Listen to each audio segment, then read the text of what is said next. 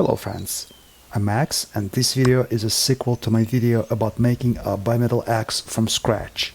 I like to give old things a second life. In the previous episode, I described this axe in detail, brutally tested it in the outdoors, and of course talked about forging an axe without special blacksmithing tools.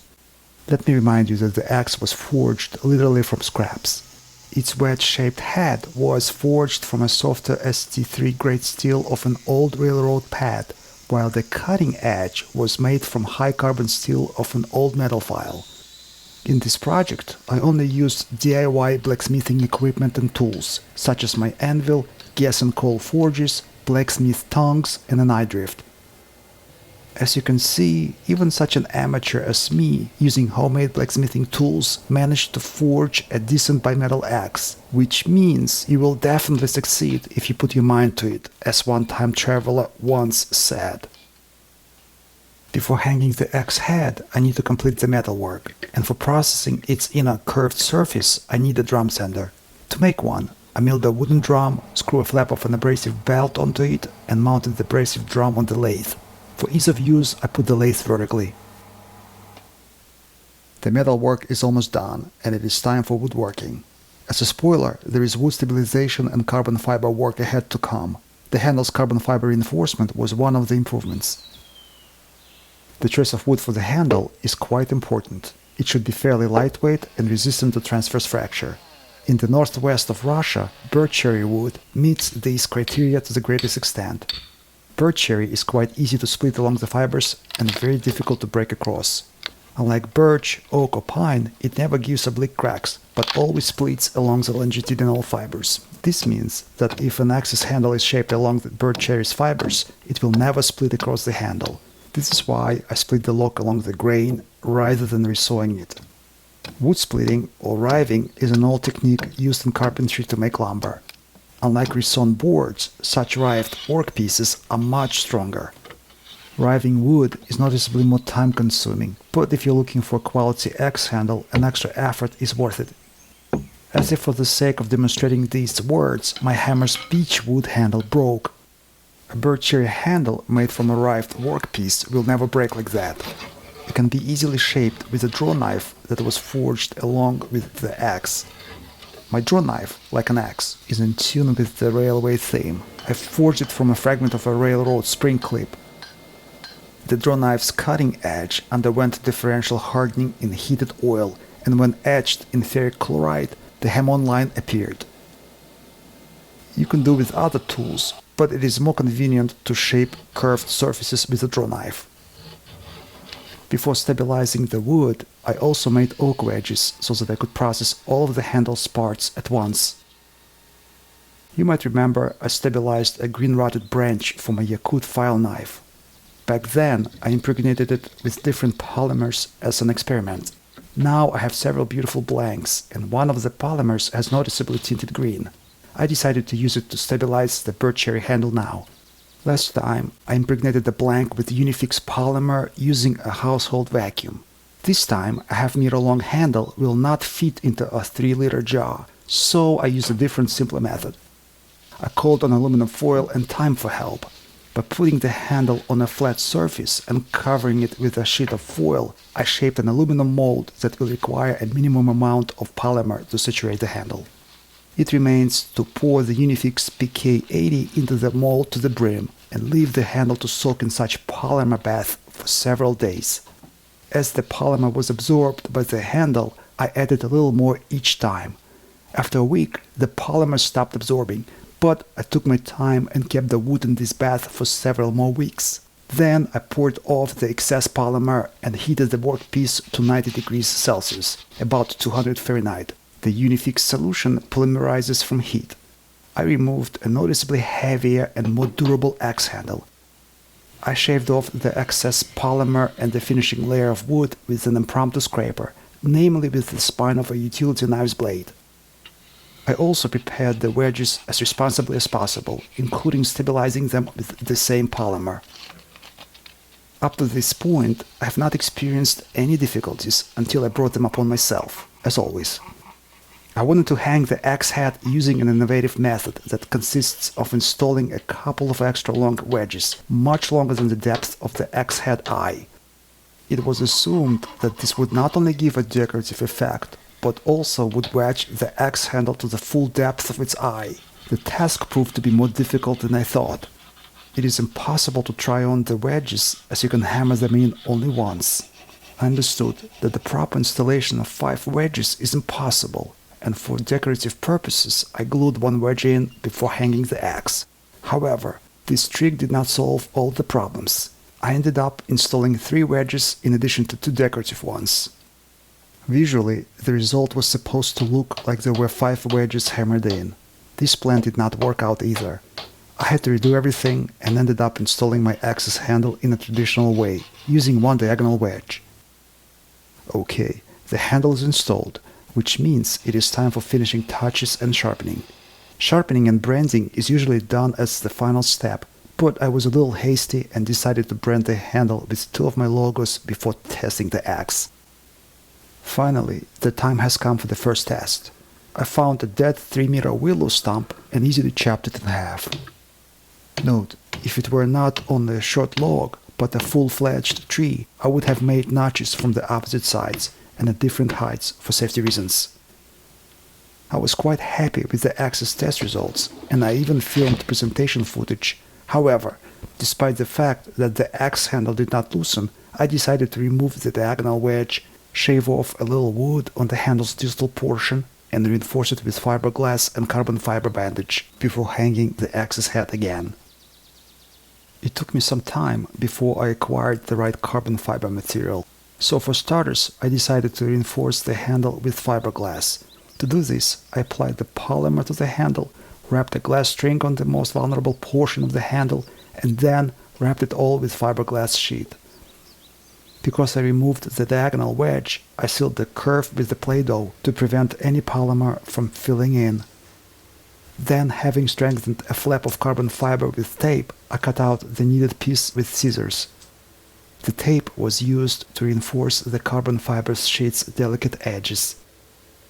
Mixing both polymer components is a key step, so I used fairly accurate digital scales.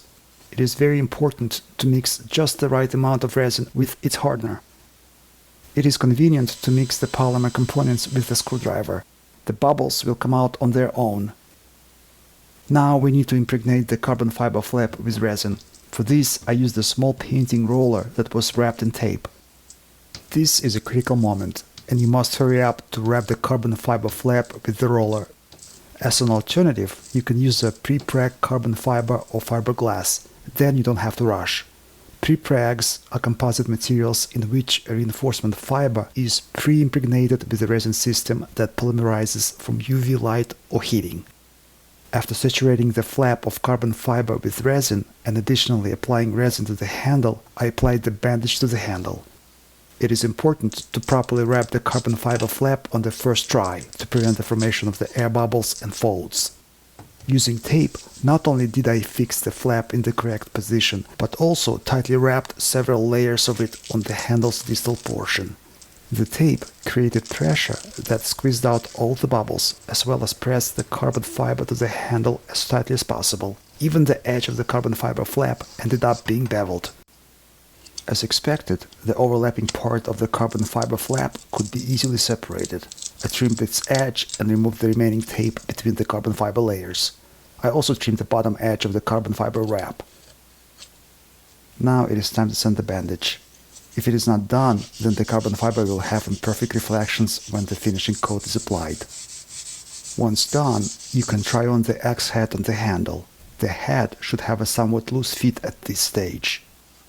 Okay, it's time to apply a finishing layer of the polymer. But first, I removed the fine dust left after sanding and degreased the carbon fiber surface.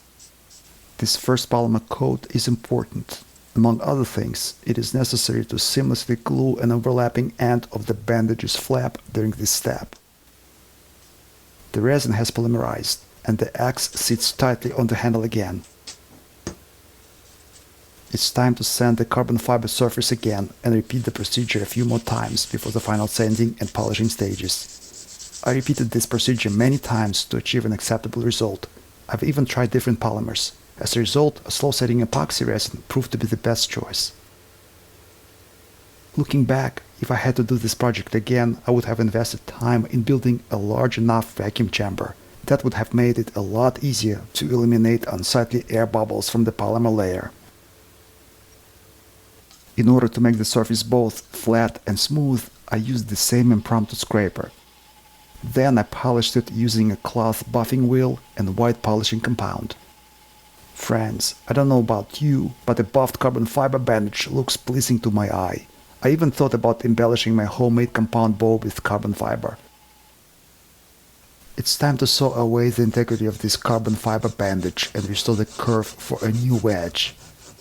Frankly, I was a bit reluctant to saw such a beautiful carbon, and since the handle is reinforced with carbon fiber polymer, the wedge can also be made from a man-made material called Jettinex, which is stronger than the stabilized oak I meant to use in the first place. I use an 80 grit belt. This way, the wedge will sit in the curve tighter.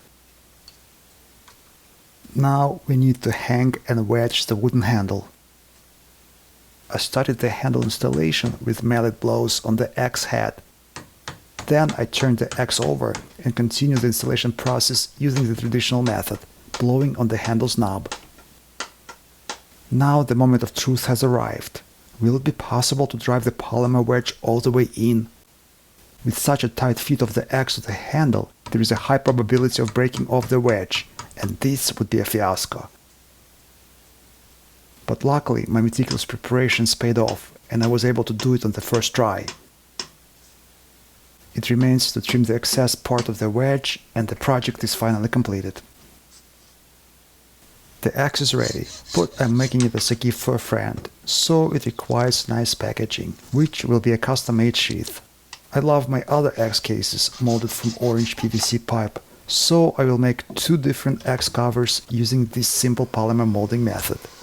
First, it is necessary to cut a piece of pipe of the required length, heat it up, and unfold it using a heat gun and a covered box. The easiest way to flatten the workpiece is to clamp it between two pieces of plywood. Then, having trimmed the PVC sheet to the size of the sheath, it has to be reheated, wrapped around the X head, and then clamped in my homemade press. The press's semi-soft surfaces will allow the material to assume the X head's shape. After waiting for a few minutes for the sheath to harden, it is ready to be trimmed. For decorative effect, I installed copper grommets. I made the grommets from a copper pipe. All you need is to saw off a short segment of a pipe, drill a hole in the cover, and install the grommet using a metal cone or a ball from a ball bearing. It remains to give the final shape to the cover, and the product is ready. The shape and design depend only on your imagination. I like these custom-fitted covers. The X is held securely in them. If such a sheath is hung from a belt or a backpack, the X will not get lost, and if it falls, it won't hurt you or go blunt. If there is a response, I will make a video about the theory of X balance. I studied this topic extensively, but it seems to me that no one has yet revealed it in detail on YouTube. Moreover, some information is wrong or misleading. My formula is this. When installing an X handle, it is necessary to ensure that the handle passes through the intersection of the X's centers of mass and concurrently is parallel to the cutting edge. This three-line crossing point will be the grasping recoil-free spot. By the way, the X is already in the hands of the new owner, and it appears that he likes it. Friends, you may have noticed I do not publish my videos often, and even if you subscribe to the channel, you will most likely not receive a new video notification, but you can try to set up a bell for all notifications. They say it helps. Additional thank you for sharing my videos with your friends and writing comments. I read all of them. This was Max Igorov, St. Petersburg, Russia. And let good people watch good videos. P.S. Below I left a link to my DIY projects playlist, as well as playlists about my log cabin building, bushcraft projects, kayaks making, and outdoor cooking. I hope to see you back on Advoko Makes.